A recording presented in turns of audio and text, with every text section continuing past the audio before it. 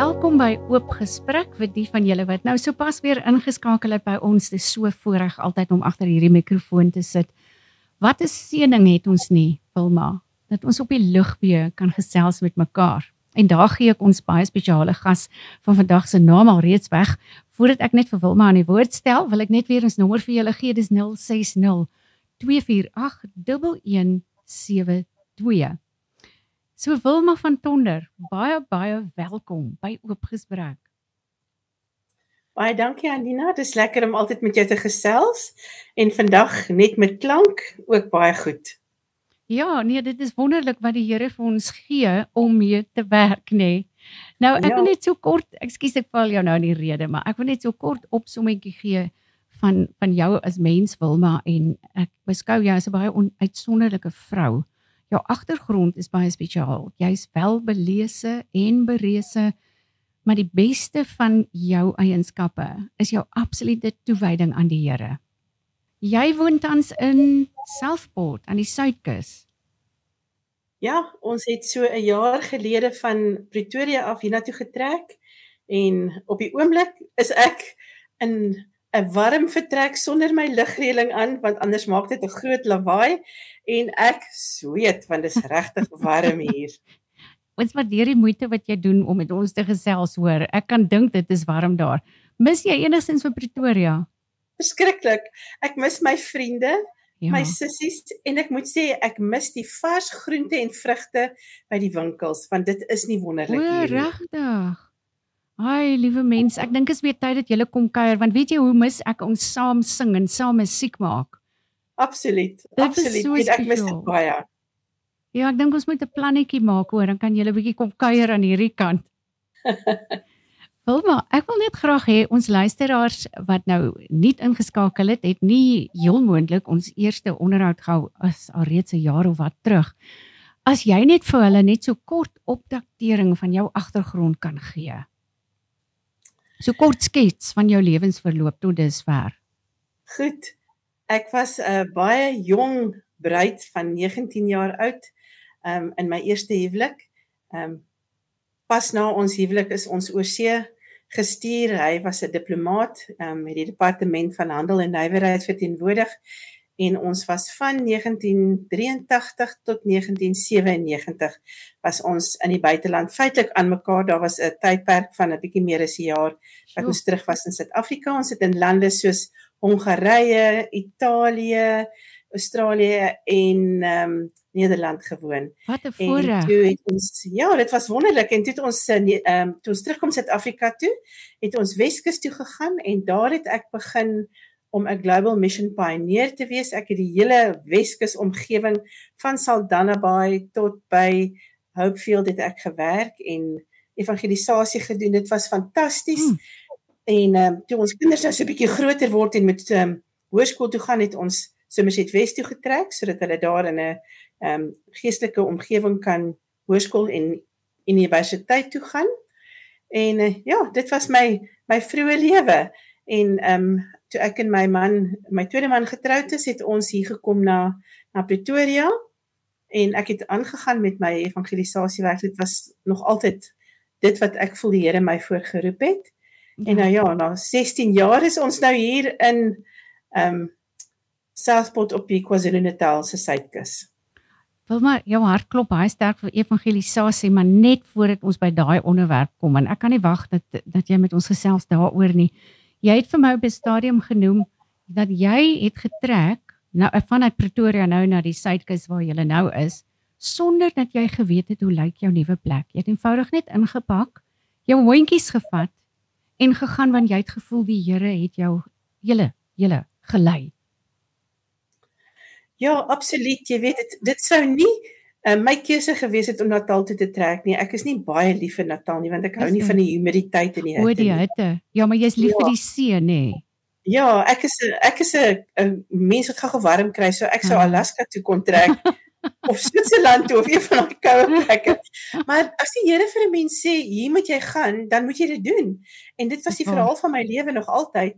Ja. En ja, ons het gesukkel om akkommodasie te kry en ek moet vir jou sê die Here het vir ons 'n absolute wonderwerk gedoen. Vertel om ons vir ons daarvan. aftreehuisie op die regte tyd voor te berei, sonder dat ek hom gesien het, en dit was nogal vir my 'n verrassing toe ek met die honde in die vakasie hier aanland die dag en my huis sien vir die eerste tyd. Hoe het jy gevoel? Ek moet sê, dit was vir my nogal 'n aanpassing, want dit is 'n aftreehuisie. So dis baie klein. Ek is gewoond daaraan om 'n pragtige tuin te hê. En ek het eintlik nie 'n tuin hier nie. Dis so 'n klein hoekie waar die honde net hulle ding kan doen. Ja. En ek wasgoed kan ophang. Maar ek is iemand wat baie aanpasbaar is. Jy kan dink as 'n mens vir soveel jare rondgereis het. En ek doen dit eintlik al as kind. My pa het ook vir sy werk rondgetrek, so ek is gewoond daaraan om elke 3 of 4 jaar op 'n ander plek te bly. En ek het gou-gou aangepas en ek is heeltemal tevrede en baie, baie dankbaar. En daar's genoeg plek vir die hondjies ook, nê? Nee? Ja, hulle is nou huishonde. Hulle kan nou nie meer regtig aan buitekant rondhardloop nie. As hulle buite gaan, moet ons hulle op 'n leiband hê. En dis ook goed, want ek en Hans gaan stap elke middag met hulle. As ek nie kan nie, dan stap hy met hulle. Ek moet eintlik sê, hy draf met hulle. Hy is so fiks. En hulle geniet dit verskriklik. Hou hulle daarom by hom. Ja, wanneer hy van die werk af kom, dan is hulle al gereed. Dan hou hulle elke beweging dop om te sien wanneer gaan hy nou met hulle stap. En dit is die hoogtepunt van hulle dag. Ag, sies tog.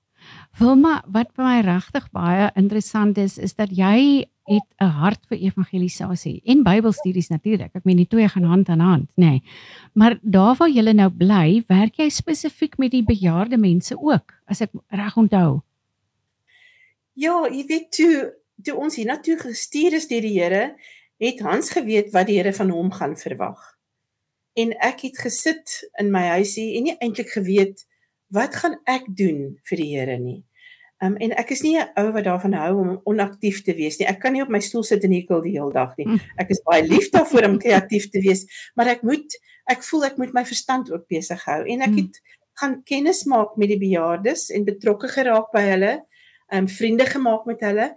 En toe het hulle my gevra om Bybelstudie te doen met 'n groepie wat op 'n maandag bymekaar kom. Die oomie wat dit uitgelei het is ongelukkig dood net voor ek hiernatoe gekom het en hulle het niemand gehad om vir hulle uit te lei nie. En so het ek begin om Bybelstudie saam met hulle te doen, maar uit daai groepie het daar 'n kleiner groepie gevorm wat meer wou weet uit die Bybel. En met die groepie dames doen ek nou Daniël en Openbaring en ek het 'n hele reeks ander studies ook alreeds met hulle gedoen. En dis ongelooflik vir my om saam met hierdie bejaarde mense Bybelstudie te doen. 2 van hulle is in die tyd wat ek nou al Bybelstudie saam met hulle doen, ongelukkig oorlede. Wat hartverskeurend is. En jy kan soms sien die mense gaan agteruit. Van hulle raak aan die slaap in die middel van 'n studie. Party is baie vergeetagtig. Party kan nie meer sien om in hulle eie Bybels te lees nie. En des te meer vind ek, is dit belangrik om saam met hulle te studeer, sodat op hierdie laat stadium van hulle lewe hulle kan gereed maak. Ja. Wilma, dis 'n ongelooflike voorreg. Dit is eintlik 'n groot verantwoordelikheidsposisie wat die Here jou daar gee om dan juis met hierdie mense te werk. Ek neem dit baie ernstig op en ek voel bevoorreg om dit te kan doen. Dit was nog altyd my beleid, as ek dit so kan stel, om wanneer daar min mense in my lewe is met wie ek kan werk, dan bid ek en dan sê ek vir die Here, doen wat U met Jabes gedoen het. Ja. Vergroot my terrein en gee vir my mense met wie ek kan werk, want vir my persoonlik is dit geestelik ook opheffend om dit te doen. Anders is stagneer 'n mens. So ek geniet dit verskriklik. En weet jy Anina, dit is vir my hartverskeurend terwyl ek met hierdie pragtige mense werk om te sien hoe baie van hierdie mense deur hulle predikante en hulle kerkleiers mislei is en verkeerde dinge geleer het wat glad nie eers in die Bybel. Maar bedoel jy dan dat hulle nie Adventiste is nie? Nee, ek dink daar is 'n stukkie of 3 van die mense wat Sewende Dag Adventiste is. Die ander is nie Adventiste nie en ek geniet dit verskriklik om met hulle te werk, omdat hulle so opgewonde is om nuwe dinge te leer. Alles is nuut vir hulle, nê?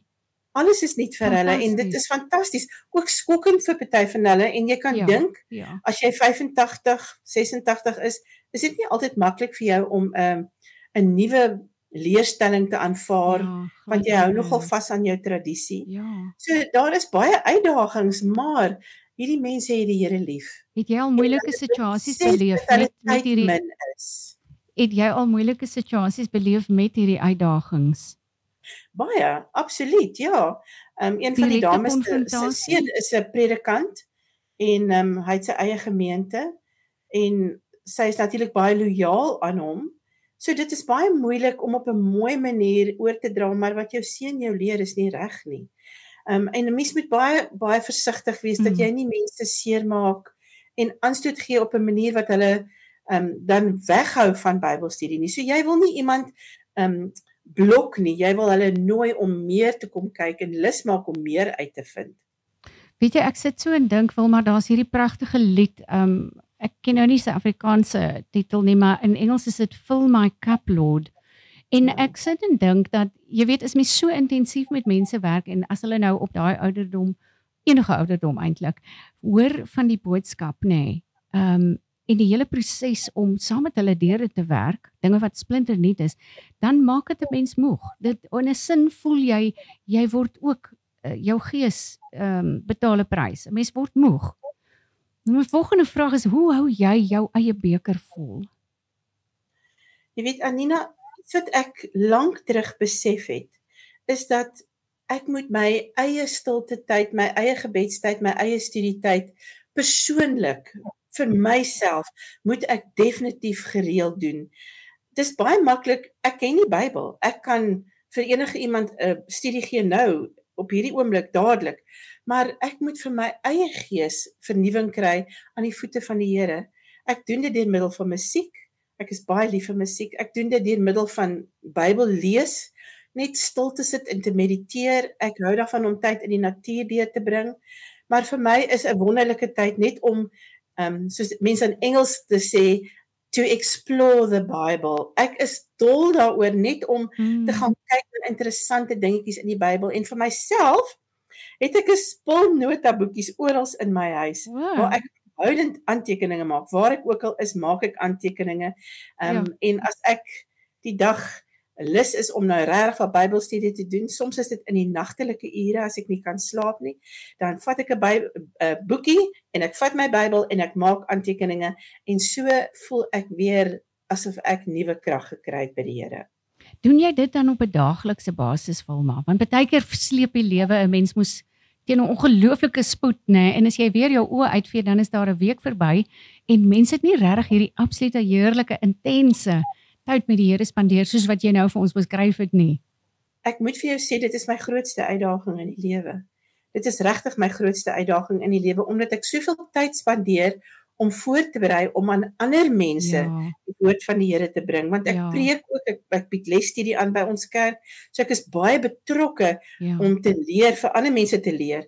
Moet ek 'n absolute punt daarvan maak om vir myself te sê, nou gaan sit jy en jy vat tyd om vir jouself te vernuwe. Dit is baie belangrik, maar dit is 'n baie groot uitdaging. Ek hou van daai ding wat jy nou gesê het, maar nou dink ek, jy weet, ons moet gedissiplineerd omgaan met ons eie persoonlike Bybelstudie, nê? Absoluut. Vir my is 'n wonderlike manier om dit te doen, is om die Sabbatskoollesstudie te bestudeer. Dis 'n fantastiese manier om vir jouself weer te voed en te leer en dit is gestruktureer, so jy hoef nie te gaan soek vir iets om te lees of te doen nie. Dis daar.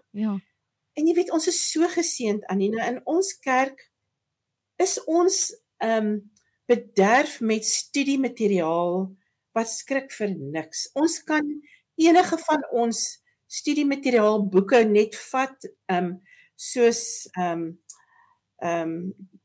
my Bybel en ek, of so 'n boekie, kan jy net gaan vat en jy kan net begin enige onderwerp bestudeer. Ek kan nie meer met jou saamstem nie, maar weet jy, ek sit en dink nie, ons kry alles letterlik op 'n skinkbord vir ons, nê. En die toegang, die maklike toegang wat ons het tot hierdie literatuur, of dit nou op die internet is, of nou in 'n fisiese boek wat ons kan vashou, ons is regtig geseënd wat dit betref. Ja, dit is waar, maar ek moet jou ook sê, daar is 'n negatiewe sy daaraan verbonde, want as 'n mens, dis soos fast food. Baie maklik om 'n pizza en slap chips en 'n hamburger te gaan koop en dit te eet. Goeie vergelyking. maar dis nie die beste kos vir jou nie. Die beste kos vir jou is nie die kitskos nie, nie die video's op die YouTube nie die preke wat jy van ander mense kan luister nie, maar om self die woord van die Here te vat. Ek is 'n absolute voorstander daarvan. Ek sê nie die ander dinge is verkeerd of is nie goed nie, daar is 'n plek vir dit, maar jy moet dit nie ten koste van selfstudie doen nie, want dis die tye wanneer die Heilige Gees die mees intens met jou stoei en met jou praat, en dis absoluut vir my kosbare tye met die Here. Weet jy, hier is 'n baie belangrike ding wat jy nou eintlik aanraak wil, maar want ek kom agter by myself ook, dat as ek net luister na 'n preek, of dit nou audio of 'n YouTube video is, en ek gaan lees daarna, kom ons vat argumentsonthaalwe testimonies, volume 5. As mens luister na die audio, en dan vat jy die boek daarna, dan is daar baie punte wat ek gemis het. En mense oortel ook nie noodwendig altyd alles op nie. Ek stem 100% saam met wat jy nou gesê het, hoor. Jy weet, ek dink, dit is nogal belangrik ook, een van die dinge wat ek geniet om te doen, want dit help my ook om geestelik te groei en op my tone te wees, is om te preek, byvoorbeeld, of lesstudie aan te bied, of 'n Bybelstudie aan te bied vir iemand, want dit beteken ek moet selfstudie doen om absoluut die woord van die Here reg te sny en reg aan te bied. En so groei ek ook geestelik. So ek is altyd dankbaar as ek sulke dinge mag doen, want dit help my ook geweldig om te groei. Wilma, jy sê jy preek ook. Waar preek jy? Ek preek soms, dis nou nie meer so dikwels nie, in die verlede het ek meer dit gedoen by Advent Hope Online, dit is 'n internet gebaseerde kerk, ek preek soms vir hulle, en dan gaan ek en Hans na 'n klein huiskerkie toe. Ons is tussen so 12 en 24 mense, en ons aanbid in 'n huis.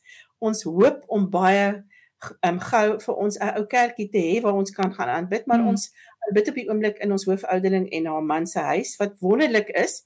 Maar ons is min mense, so ek moet maar gereeld preek of lesstudie aanbied of voorprogram doen of iets, want ons hande is min en daar's nie almal is bekwam om dit te doen nie. So ek en Hans albei is baie betrokke wat dit betref, en dit is 'n groot lekkerte vir ons. Dis 'n groot seëning vir julle twee saam ook, nê?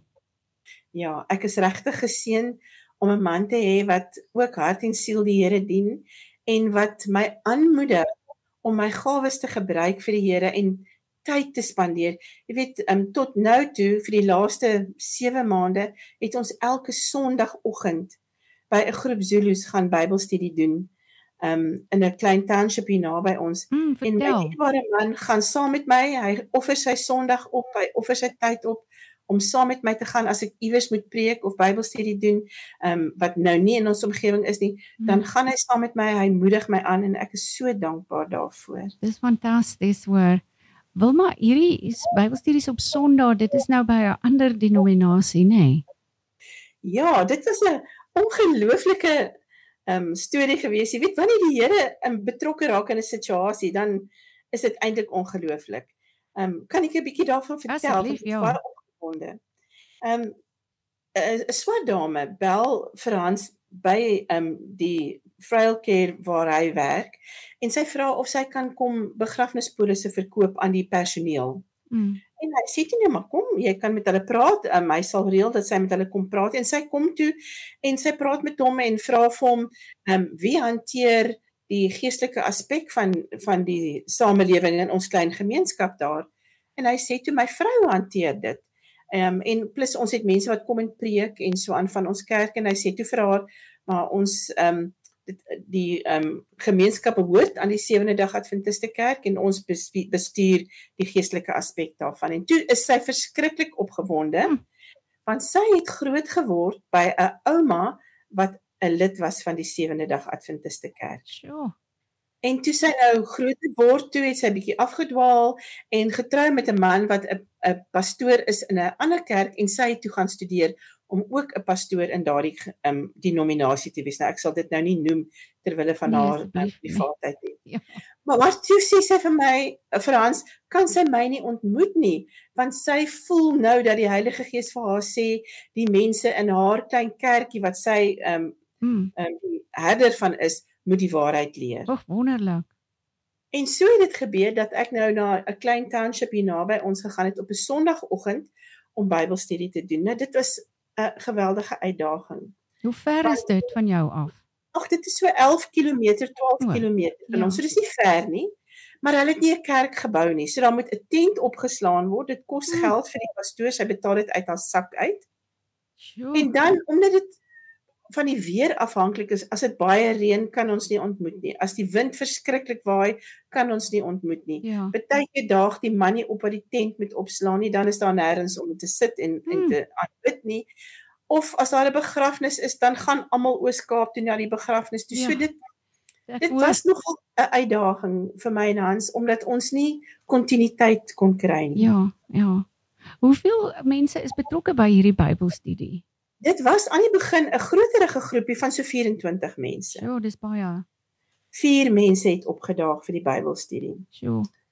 En ek sê toe vir Hans, nou of nooit, ons gaan nou vandag vra dat die Here ons lei in 'n ander rigting, want dit werk nie vir my nie. Ja. Want jy weet, ek het ook 'n tolk nodig, ek praat nie Zulu nie. Ja. Toe een van die dames wat nou ook vir my soms tolk, sy is nie so vlot in Engels dat sy eintlik perfek kan tolk nie, maar dit help. Toe het ons nou 'n bietjie vergadering gehou, ons met die 4 mense, en besluit om op 'n Sabbatmiddag by een van hulle se huis bymekaar te kom. En hulle sal nou mense nooi om soontoe te kom, dan kan ons aangaan met ons studies. Ja. En weet jy, ek moes nou die Sabbat begin hanteer met hulle. En ek hou terug want ek wil soveel as moontlik mense hê om dit voor te vertel. Ja. En verlede Sabbat was ons eerste geleentheid waar ons nou in hierdie klein hophuisie ontmoet. Dis tiny.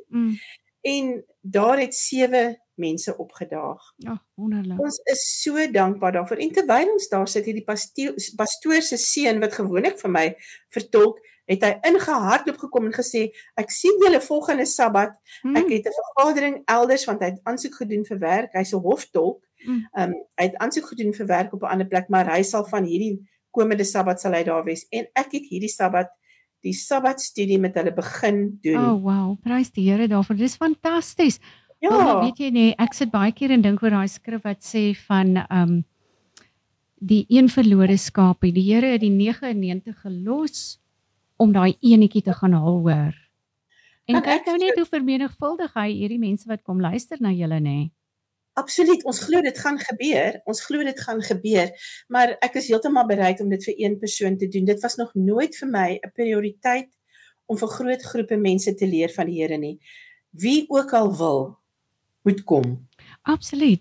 Wat ook vir my wonderlik is, nê, jy plant nou saad, maar mens weet nooit hoe ver kring daai woord wat jy daar in daai mense se harte lê. Hoe ver kring dit weer uit deur elke liewe persoon met wie hulle in kontak kom.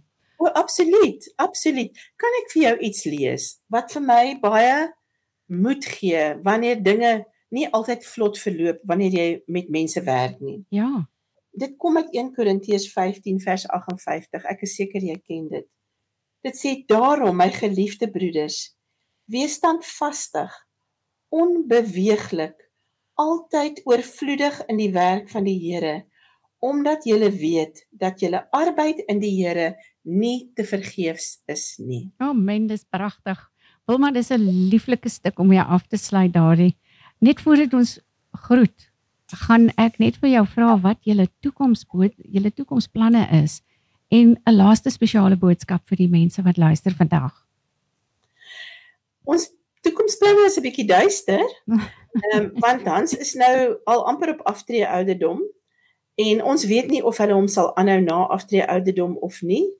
Maar ons het nou al gesien in ons lewe hoe die Here ons lei. Ja. En wanneer dinge vir my soms 'n bietjie oorweldigend en vreesaanjaend raak, dan haal ek diep asem en ek sê, Here, U sê vir ons, ken hom in al jou weë en hy sal jou paaie gelyk maak. En ek en Hans doen dit regtig altyd. Amen. So ons toekoms is in die hande van die Here. Ons weet nie wat dit gaan behels nie, maar ons weet dat daar 'n verrassing vir ons gaan wees vorentoe, want hy is absoluut die meesterverrasser. Amen.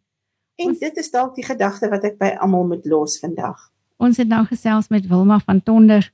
Pragtige, inspirerende verhaal. En soos sy ons nou verseker het, die Here is altyd in beheer. Ons moet net ons oë op hom hou. Ons gaan nou afsluit met Piet Smit en hy sing Meer en meer soos Jesus. Ek wil so graag glo dat ek sy kind is. Ek wil so graag sê ek's lief vir hom. Ek wil weet dat ek aan hom verbind is. Ek wil so graag reg wees as hy kom. Want ek word meer en meer en meer soos Jesus. Ek kom nader, nader aan sy troon. My hele lewe gee ek aan Jesus. In my hart dra hy die kroon. Ek wil so graag glo dat hy die een is. Ek wil so graag sê ek's lief vir hom. Ek wil so graag bid as ek alleen is. Ek wil so graag reg wees as hy kom. Want ek word meer en meer en meer soos Jesus. Ek kom nader, nader aan sy troon. My hele lewe gee ek aan Jesus. In my hart dra hy alleen die kroon.